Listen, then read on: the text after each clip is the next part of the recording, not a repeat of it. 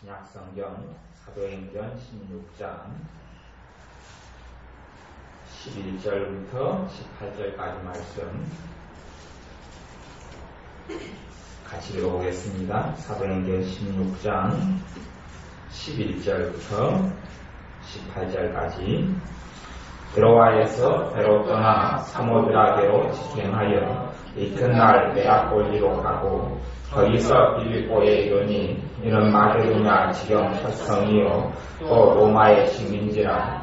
이 성에서 수리를 요하다가 안식일에 우리가 기도처가 있는가 하여 문과 강가에 나가 거기 앉아서 모인 여자들에게 말하더니 두아데아 성의 자주장사로서 하나님을 존경하는 루디아라 하는 한 여자가 들었는데 주께서 그 마음을 열어 바울의 말을 청종하게 하신지라. 저와 그 집이 다 세례를 받고 우리에게 청하여 가로되 만일 나를 주 믿는 자로 알거든 내 집에 들어와 유하라 하고 강권하여 있게 하니라. 우리가 기도하는 곳에 가다가 저많은 귀신 들린 여종 하나를 만나니 점으로 그 주인들을 크게 이하게 하는 자라. 그들과 우리를 쫓아와서 소리질러 가로되 이 사람들은 지극히 높은 하나님의 종으로 구원의 길을 너희에게 전하는 자라 하며 이같이 여러 날을 하는지라. 바울이 심히 괴로워하여 돌이켜 그 귀신에게 이르되 예수 그리스도의 이름으로 내가 내게 명하노니 그에게서 나오라 하니 귀신이 즉시 나오니라. 아멘. 사도 바울이 함께 전도하러 어디로 가냐 하면 빌립보 지역으로 갑니다. 하나님께서 꿈을 통해서 환상을 통해서 이 바울에게 마게도냐 지역에서 복음을 전하라 하는 말씀을 하셨고 이에 순종하여서 마게도냐 지역으로 가기 힘쓰고 마게도냐는 큰 지역이고 그 가운데 첫 번째 성이 빌립보입니다. 그리고 그 성에 가서 13절에 보면 안식일에 우리가 기도처가 있는가 하여 문 밖 강가에 나가 거기에 앉아서 그렇게 이야기합니다. 기도처를 찾았다는 이야기죠. 많은 사람들은 어떤 선교학자들이나 아니면 선교하는 사람, 또 성경을 해석하는 사람들은 어떤 식으로 해석하냐 그러면 사도 바울과 또 신라가 하나님의 복음을 전하기 위한 전략으로 유대인들이 모인 곳을 찾았다. 그 전략 중에 하나가 기도처라는 전략처, 그곳에서 복음을 전하기 위해서 그리 갔다. 그런 식으로 성경 해석하고 이야기를 많이 합니다. 그러나 사실은 제가 보는 관점은 좀 틀립니다. 그거하고는 틀리게 이들이 기도처에 간 가장 첫 번째 이유는 기도하러 갔다고 저는 봅니다. 이들이 바울이 안식일에 기도처를 찾은 것은 이 유대인들은 안식일에 주님께 예배를 드리고 기도를 합니다. 물론 다른 데도 하지만 공적으로 또 주님을 믿는 사람들이 모이는 장소가 기도처이고 함께 모여서 예배하는 장소가 기도처입니다. 사실은 역사 이래로 유대인들이 하나님 백성으로 뽑힌 다음에 그 다음에 유대인들이 하나님께 불순종하면서 참 어려움을 많이 겪었습니다. 그리고 포로가 되어서 전 세계 유대인들이 흩어지면서 다시금 이 유대인들을 하나님께서 회복시키기 시작했는데 유대인들이 자신들이 하나님을 섬기는 방식이 있습니다. 어떤 방식이냐 하면 유대인들은 자신들이 가는 곳마다 회당을 만들었습니다. 가는 곳마다 회당을 만들었다는 이야기는 그 회당에서 하는 주된 일이 뭐냐 하면 하나님의 말씀을 강론하고 가르치는 것, 하나님의 말씀을 가르치는 것, 그리고 자녀들을 하나님의 말씀으로 가르치는, 자녀들을 하나님의 말씀을 가르치는 중심 지역이 회당이고 또한 하나님의 말씀의 강론이 이루어지는 중심 지역이 회당입니다. 왜냐하면 이들에게는 성전이 다 없어졌기 때문에 이방 땅에서 하나님을 섬기는 믿음을 잃지 않기 위해서 회당을 만들었습니다. 그런데 회당을 만들 만한 사람 숫자도 없고 회당을 지을 수도 없는 그런 지역에서는 이들이 모여서 기도처를 만들기 시작했습니다. 기도처를 만들기 시작했고 적당한 기도처가 어디 있는가 물색하고 그런 곳에서 건물 같은 것도 없고 사실은 자리도 없고 그렇습니다. 그런데 어느 적당한 지역에서 그냥 모여서 거기서 예배드리고 그렇습니다. 어떤 선교사님 말씀을 들어보면 그렇게 한다 그래요. 아프리카 지역 같은 데 가면 교회를 짓거나 뭐 그럴 여력도 없고 재정도 없고 장치도 마땅치 않기 때문에 그냥 전도를 하면 사람들이 그럽니다. 저 마을 동구 밖에 있는 큰 느티나무 아래에서 주일날이면 만납시다 그런다. 그러면 느티나무 아래 모여서 그늘에서 하나님께 예배하고 찬양하는 겁니다. 그러다가 이제 막 비가 쏟아지면 더 쫙 붙어가지고 비가 쏟아지는 것도 나무를 좀 피해가면서 비 맞아가면서 찬양하고 예배하고 거기를 그래서 뭐 교회 이름도 그렇죠. 느티나무 밑 교회 건물이 있느냐? 없고 느티나무 아래에서 보이는 거예요. 그러듯이 이 하나님의 사람들이 기도처를 중심해서 거기에서 기도하고 하나님을 섬겼습니다. 그러듯이 우리의 삶 가운데도 사실은 우선순위가 있어야 합니다. 우선순위. 가장 중요한 것이 무엇이냐 하는 것. 이 사도 바울이나 아니면 함께 복음을 전했던 전도자들의 삶에 있어서 우선순위가 전도하는 건 아니었습니다. 전도하는 것이 우선순위라고 생각하면 큰 착각입니다. 선교사님이라 해서 전도하는 것이 우선순위가 되면 안 됩니다. 우선순위는 하나님을 예배하고 하나님을 섬기고 하나님과 만나는 것이 우선순위입니다. 주님과 함께 만나는 것이 우선순위입니다. 그래서 그 우선순위, 가장 그들이 우리 주님도 이 땅에 공생의 사역을 행하실 때에 주님께서 하신 우선순위가 병을 고치고 귀신을 쫓아내고 치료하고 말씀을 가르치고 천국 복음을 전하는 게 우선순위는 아니었습니다. 주님은 그런 우선순위가 아니었고 아무리 절박한 질병을 가지고 오더라도 우리 주님이 아버지 하나님과의 교제가 끊어질 때쯤 되면 다 그걸 내버려 두시고 기도하러 산국에 떠나십니다. 많은 사람과 많은 무리들이 주님께 도와달라고 찾아와도 주님은 그걸 내버려 두고 떠났다고 성경에는 기록되어 있습니다. 왜냐하면 주님에게 있어서는 사역보다 일보다 하나님 아버지와의 관계와 하나님 아버지와 함께 지내는 것, 하나님 아버지와 끊어지지 않는 그 깊은 사랑을 이루는 것이 가장 중요한 일이었기 때문에 그렇습니다. 그런 관점에서 오늘 말씀 사도행전 16장도 보아야 합니다. 그냥 단지 그가 유대인들이 모여서 기도하는 장소, 해당이 그 지역에는 없기 때문에 기도처에 유대인들이 모였기 때문에 그리 갔다라고 생각하면 안 됩니다. 그것이 아니라 이 사도 바울도 신라도 이 복음 전도자들이 주님의 사람들이 주님께 기도하기 위해서 간 겁니다. 주님께 예배하기 위해서 간 겁니다. 그러한 목적으로 가서 거기에서 성령님께서 역사하시니 기도처에 가서 강가에 앉아서 거기에 앉아있는 모인 여자들에게 말씀을 전합니다. 참 희한하죠.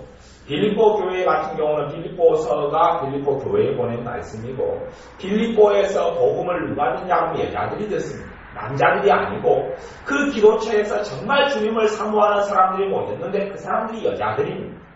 회당은 만들어지려면 남자들이 있어야 합니다. 근데 남자들이 없는데 회당을 만들 수가 없습니다. 유대인의 어떤 법에 그렇습니다. 그런데 이 여자들의 기도처럼 모여서 뭐 장소도 없고 건물도 없고 하나의 그냥 지정된 강가에 모여서 애가 되면 모여서 기도하고 찬양하고 그렇게 합니다. 그리고 그 여자들에게 복음이 임하고 그 여자들이 주님을 그 강가에서 만나고 거기에서 빌립보 교회가 시작됩니다. 빌립보 교회의 초석은 여자들이 다 모습입니다. 그리고 14절에 보면 두아디아 성의 자주장사로서, 자주장사란 말은 옷감장사다, 옷장사다 그 말입니다. 옷장사, 옷감장사. 예전에는 옷을 직접 만드는 것은 집에 여자들이 대부분 만들었고 옷감을 많이 하는 것이 주된 일이었기 때문에 자주장사로서 하나님을 공경하는 무디아라 하는 한 여자가 들었는데 하나님은 공경했는데 아직 주님에 대해서 몰랐습니다. 참으로 하나님께서는 하나님을 공경하는 사람들을, 하나님을 경외하는 사람들을 찾으시는 것을 성경을 보면 많이 볼 수 있습니다.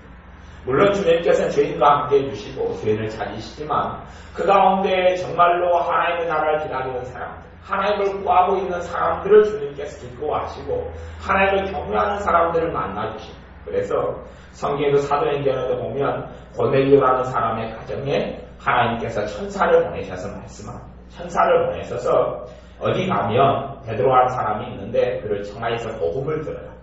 그 사람을 청하여서 복음을 들어라. 사실은 천사들이 그렇게 일을 하면 얼마나 좋겠습니까? 천사들이 그렇게 일을 하면 얼마나 좋겠습니까? 지금 시대에도 천사들이 안 믿는 사람들에게 다 나타나가지고 어느 교회에 가서 예수님에 대해서 들어라. 어느 교회에 가서 너가 전도를 받아라. 성경을 읽어라. 그러면 아마 대부분의 사람들이 성경 보고 교회 다닐 겁니다. 대부분의 사람들이 예수 믿을 겁니다. 그런데 왜 모든 사람이 그렇게 안 하느냐 하는 겁니다. 그것은 하나님을 공경하는 사람들만 그런 특별한 방식으로 하나님 역사합니다. 하나님을 공경하는 사람들만 특별한 방식으로 역사합니다. 하나님을 찾는 사람들만, 하나님을 경외하는 사람들만, 아직 그가 복음도 모르고 예수님도 모른다 할지라도 전능하신 하나님에 대한 경외함이 있는 사람들에게 하나님 가까이 하시고 그들에게 말씀하셔서 복음을 듣게 하시고 구원을 얻게 하시는 겁니다. 그렇지 주님에 대해서 아무 관심도 없고 복음에 대해서 아무 관심도 없고 하나님의 나라에서 아무 관심도 없는 사람들에게 주님께서 역사하시느냐? 그들이 마음을 열기 전에는 절대 역사하시지 않습니다. 이 자주장사 두아디라 성에 있는 루디아라는 여자도 이 여자가 말씀을 들었는데 어떤 여자냐 하면 하나님을 공경하는 루디아, 하나님을 공경했습니다. 예수님은 아직 믿지 않았지만 하나님을 공경하는 루디아에게 하나님의 말씀을 들었는데 14절에 보면 그렇게 이야기합니다. 주께서 그 마음을 열어 바울의 말을 청종하게 하신지라 그렇게 이야기합니다. 하나님께 마음을 열어야지 우리가 뭐라고 이야기해도 여러분이 스스로 예수를 믿게 되는 건 아닙니다. 우리가 스스로 예수를 믿게 되는 건 아닙니다. 주님께서 우리의 마음을 열어주셨기 때문에 가능한 겁니다.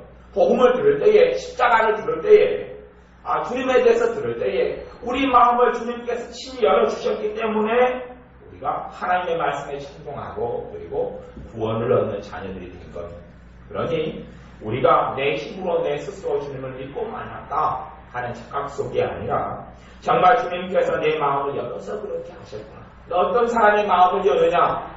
마음이 가난한 자, 심령이 가난한 자, 주님을 찾는 자, 주님을 구하는 자, 주님을 만나기를 원하는 자, 주님을 사모하는 자, 하나님을 경외하는 자. 그래서 이 세상 속에서도 정말로 하나님에 대해서는 자세히 모르지만 하나님을 경외하는 사람들이 있습니다. 그냥 단지 이 세상을 돼지처럼 살아가는 것이 아니라 정말로 창조주가 계시는데 창조주가 이 땅의 질서를 보면 안 계실 수가 없는데 하나님이 이 땅에 안 계실 수가 없는데 그리고 찾는 사람들이 있습니다. 그런 사람에게는 반드시 하나님께서 정확히 만나주시는 겁니다. 그리고 이제 루디아라는 여자가 저와 그 집이 다 세례를 받고 우리에게 청하여 가로되 만일 나를 주 믿는 자로 알거든 내 집에 들어와 유하라. 그렇게 해서 그 집에서 유하면서 다시 하나님의 말씀을 가르치고 그 집에서 시작되는 게 교회입니다. 그 집에서 시작되는 게 여자 루디아 집에 시작되는 것이 빌립보 교회가 거기서 시작됩니다.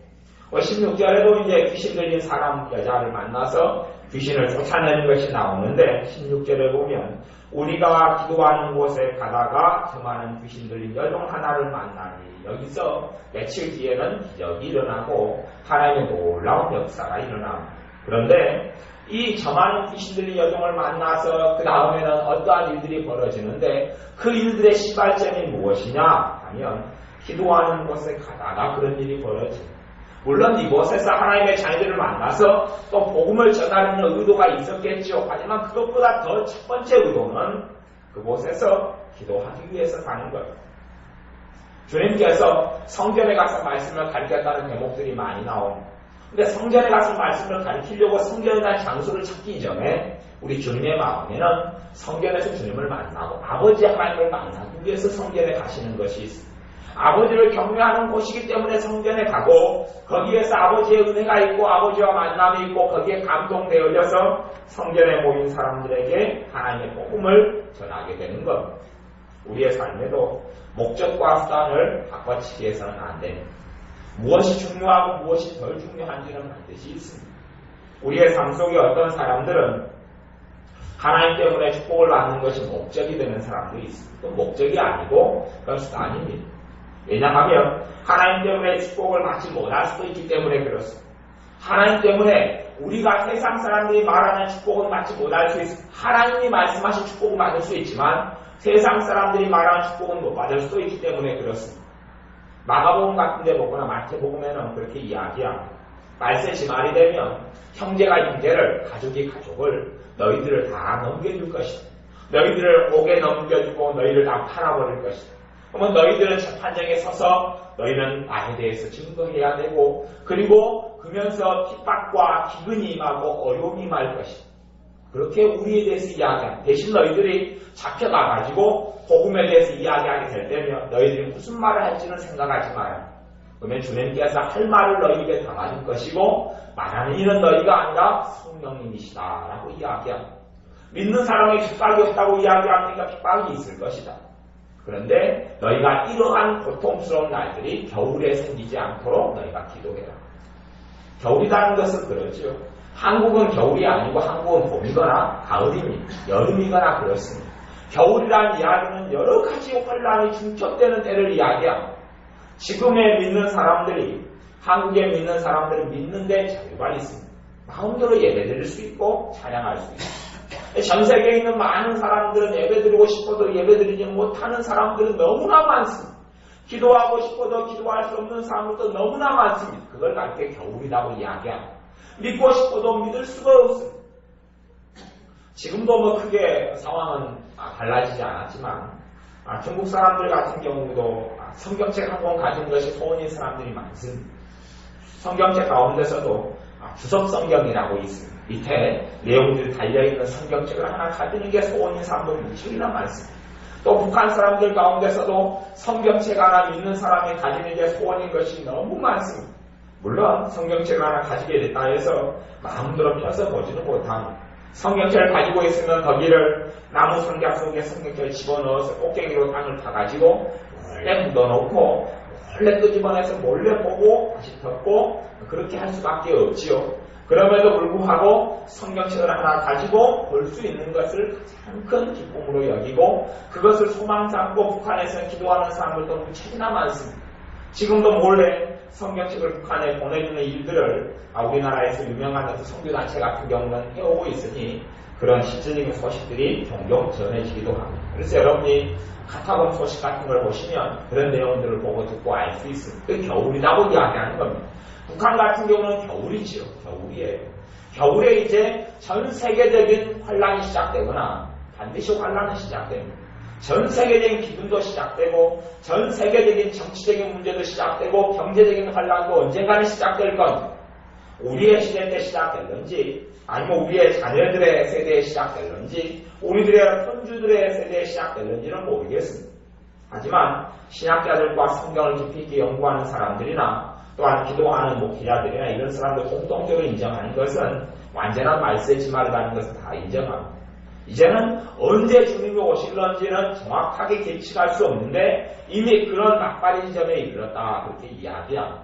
그래서 소위 말하면 2000년 이런 시기들로 보기도 합니다. 그래서 2000년이 지난 다음부터는 2000년도가 된 다음부터는 주님께서 내일 오셔도 또 다음 달에 오셔도 전혀 이상하지 않은 시대가 되었다라는 것에 대부분의 사람들 다 인정합니다. 그리고 우리 한국 같은 데는 그렇지 않을지 몰라도 중국 같은 데는 지진 때문에 얼마나 많은 사람이 죽어가고 있습니다. 작년도 무수히 죽어갔고 올해도 지진이 이번도 일어나고 또 난리가 나고 올해도 많이 죽어갔습니다. 전 세계에서는 전쟁 때문에 죽어간 사람도 많고 그리고 실제적으로 핍박이 믿는 사람들에서 많이 일어나서 실제로 과거보다 지금 현재의 예수님을 믿는 것 때문에 죽는 사람들이 과거보다 훨씬 많습니다. 지금 현재 예수를 믿는 것 때문에 죽는 사람들이 제가 그 숫자는 기억이 안 나지만 1년에 예수 믿는 것 때문에 죽는 사람들은 그냥 1000단위는 가볍게 넘습니다. 순교당하는 사람들이 1000단위는 가볍게 넘고 10,000단위는 훨씬 넘습니다. 1년에 예수님 믿는 것 때문에 죽는 사람들이 그렇게 많습니다. 그러니 그런 사람들에게 있어서는 겨울이죠. 하나님의 자녀들에게 있어서 이런 수단과 목적을 바꾸지 않아야 합니다. 정말로 우리가 중요한 것은 대단한 일들을 하는 게 중요한 게 아니라 주님이 최고 중요합니다. 그러니 사도 바울도 어떠한 일보다는 먼저 복음을 전하려고 하기보다는 먼저 기도처에 찾아서 기도하는 곳에 가서 또 주님과 관계와 시간을 가지려고 하는 것. 그러다가 거기에 주님께서 역사하시니 거기에서 복음을 전하고 말씀을 전하는 겁니다. 우리의 삶에 있어서도 가장 중요한 것을 잊어버리면 안 됩니다. 우리의 기도 가운데서도 가장 중요한 것은 정말 내 삶의 절박한 기도 제목이 많이 있지만 또 경제 문제, 돈 문제, 자식 문제, 직장 문제, 직업 문제, 건강 문제, 정말 중요한 기도 제목이 많이 있지만 가장 중요한 기도 제목은 본질적인 것, 주님과 나와의 관계. 또한 내 가족을 위해 기도하는 것도 가장 중요한 본질적인 기도가 우선되는 것이 중요한 그가 주님과 관련이 있느냐 하는 것. 가령 내 자식이 직업이 없다 그러면 좋은 직업을 주십시오. 기도가 정말 중요하냐? 아니면 내 자식이 주님을 알게 해주십시오가 중요하냐 하는 것. 우리는 많이 본질은 생각하지 않습니다. 본질은 생각하지 않고 수단이나 아니면 하나님께 받는 어떤 응답이나 축복들의 주의를 많이 기울이는데 사실 그것보다 더 중요한 것은 나하고 주님과 관계가 있느냐 하는 것. 주님께서 나를 보실 때 너는 나와 관계가 있느냐? 너는 나를 아느냐? 너는 나를 제대로 아느냐? 너는 나를 제대로 믿느냐? 너와 나가 매일의 삶 속에서 만나고 있느냐? 하는 것을 주님께서는 가장 먼저 우리에게 물으실 것. 그것이 우리의 삶 속에 가장 중요한 추구가 되어야 되고 우리 마음에 가장 중요한 마음의 동기와 또한 갈급함이 되어져야 합니다. 그러면 주님께서 우리가 기도하는 곳에서 또한 기도하러 가다가 하나님의 은혜의 역사가 나타나고 기도하러 가다가 하나님의 능력의 역사가 나타나고 기도하는 처소에서 주님을 만날 뿐만 아니라 하나님의 기적이 거기서 나타납니다. 그래서 사도행전 16장에는 반복적으로 두 가지 사건과 일이 나타나는데 공통점이 그렇습니다. 기도처가 있는가 하여 기도처에 가서 일이 일어나고 또 하나는 기도하는 곳에 가다가 일이 일어납니다. 그런 것처럼 우리의 삶 속에서 주님을 만나기 위하여 가다가 왜 그렇습니까? 주님께서 그 중심을 보시고 확인하시기 때문에 그렇습니다. 그걸 확인하시기 때문에 그렇습니다. 단지 내 삶 속에 가장 주님의 필요해서 주님의 갈급해서 주님 만나러 가다가 하나님 역사가 나타나는 것이 그걸 하나님은 확인하시는 겁니다. 그것이 우리의 믿음의 증거고 주님을 사랑하는 증거입니다.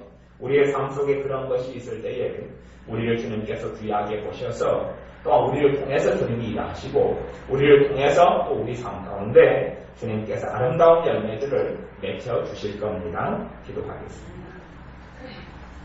아버지 하나님, 우리가 우선순위가 바르게 정립되게 하시고 하나님을 위하여 위대한 일을 하는 것도 물론 좋지만 위대한 일 이전에 주님을 가장 가까이 하고 주님을 가장 앞세우며 주님을 가장 사랑하는 자녀들이 되게 하셔서 주님과의 관계가 우리의 매일의 생활 속에 가장 중요한 일이 되게 하여 주옵소서. 주님을 찾는 것이 가장 중요한 일이 되게 하여 주옵소서. 우리가 많은 전도나 많은 구제나 많은 섬김이나 많은 봉사나 많은 헌신 이전에 주님과 함께 시간을 보내는 것, 이것이 가장 귀하고 중요한 일이 되어져서 주님과 함께 시간을 보내기 위하여 기도처를 찾는 우리들이 되게 하여 주옵소서. 예수님의 이름으로 기도하옵나이다. 아멘. 기도하겠습니다.